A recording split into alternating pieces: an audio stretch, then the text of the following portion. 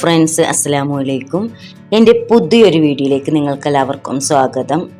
ഇന്ന് നമ്മൾ തയ്യാറാക്കുന്നത് നല്ല കൊഴുപ്പുള്ള കടയിൽ നിന്നൊക്കെ കിട്ടുന്ന അതേ രുചിയിലുള്ള മുന്തിരി pulpy juice, grape pulpy juice ആണ്. ഈ റെസിപ്പിയുടെ പ്രത്യേകത എന്താണെന്ന് വെച്ചാൽ, ഇത് ഒരിക്കൽ തയ്യാറാക്കി വെച്ചാൽ ഒരു മാസം വരെ ഒട്ടും കേടാവാതെ നമുക്ക് സൂക്ഷിച്ചു വെക്കാൻ പറ്റും.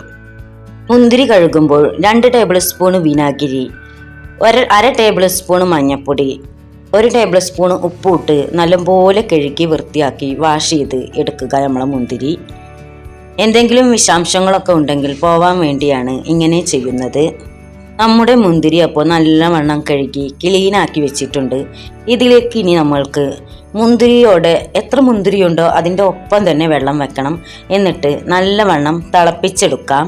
ഗസ്റ്റ് വരുമ്പോഴോ അല്ലെങ്കിൽ പെട്ടെന്നൊരു ജ്യൂസ് കുടിക്കാൻ തോന്നുമ്പോഴോ ദാഹം മാറ്റാൻ ഇത് വളരെ എളുപ്പമാണ്. നമ്മുടെ മുന്തിരി തൊലി വിട്ട് മാറി കിട്ടുന്നത് വരെ നല്ലവണ്ണം വേവിച്ചെടുക്കണം കേട്ടോ. ഇതാ കണ്ടോ, ഇപ്പോൾ മുന്തിരിയുടെ ഉള്ളിലുള്ള ആ പൾപ്പൊക്കെ പുറത്ത് വന്ന് തൊലി വേറെയായി സെപ്പറേറ്റ് ആയിട്ടുണ്ട്. ഇനി നമുക്ക് ഗ്യാസ് ഓഫ് ചെയ്യാം. എന്നിട്ടൊന്ന് നല്ലവണ്ണം ചൂടാറണം. ചൂടാറിയിട്ടാണ് നമ്മൾ മിക്സിയിലിട്ട് അടിക്കുന്നത്. ചൂടാറാതെ മിക്സിയിലിട്ട് അടിക്കരുത് കേട്ടോ. പേസ്റ്റ് രൂപത്തിൽ ഇത് നമുക്ക് അരച്ചെടുക്കാം.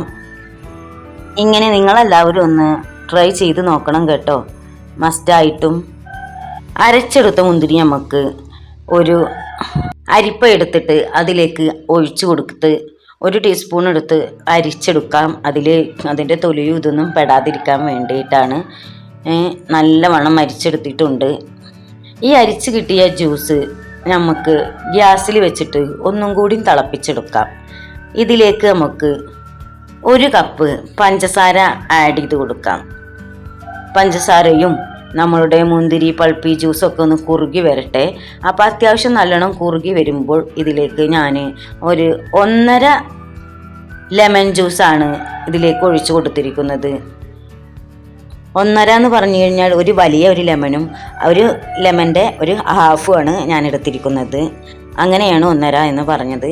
ഇനി ഇത് നല്ലവണ്ണം കുറുകി വന്നാൽ നമുക്കിത് ചൂടാറി എടുത്ത് വെക്കാം. ഇത് ഒരു മാസം വരെ നമ്മൾ ഫ്രിഡ്ജിൽ വെച്ച് ഉപയോഗിക്കുകയാണെങ്കിൽ ഒരു കേടും വരില്ല.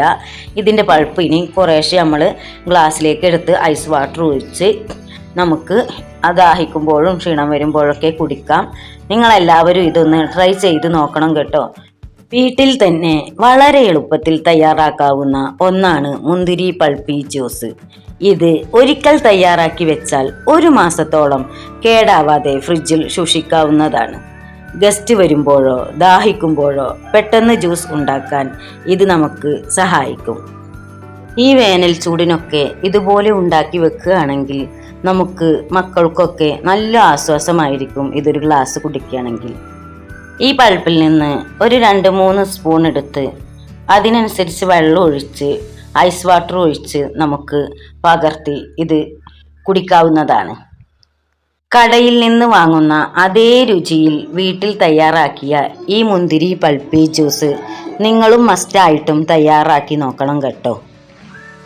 എൻ്റെ വീഡിയോ നിങ്ങൾക്ക് ഇഷ്ടപ്പെടുകയാണെങ്കിൽ ഒന്ന് സബ്സ്ക്രൈബ് ചെയ്യാനും ലൈക്ക് ചെയ്യാനും മറക്കല്ലേ. ഇതുപോലുള്ള ഇൻഫോർമാറ്റീവായ കുറേ വീഡിയോകൾ എൻ്റെ ചാനലിലുണ്ട്. നിങ്ങൾ അതൊക്കെ ഒന്ന് കയറി കണ്ടു നോക്കണേ. വളരെ ടേസ്റ്റിയായ മുന്തിരി പൾപ്പി ജ്യൂസ് നിങ്ങൾക്കെല്ലാവർക്കും ഇഷ്ടപ്പെട്ടു എന്ന് ഞാൻ വിചാരിക്കുന്നു. ഒരു ഗ്ലാസ് വെള്ളമെടുത്ത് അതിലേക്ക് 2-3 ടേബിൾ സ്പൂൺ മുന്തിരി പൾപ്പ് ജ്യൂസ് ഒഴിച്ച് കുടിച്ചാൽ വളരെ റീഫ്രഷിംഗ് ആണ്. മറ്റൊരു വീഡിയോയുമായി ഞാൻ വീണ്ടും വരാം. അസ്സലാമു അലൈക്കും.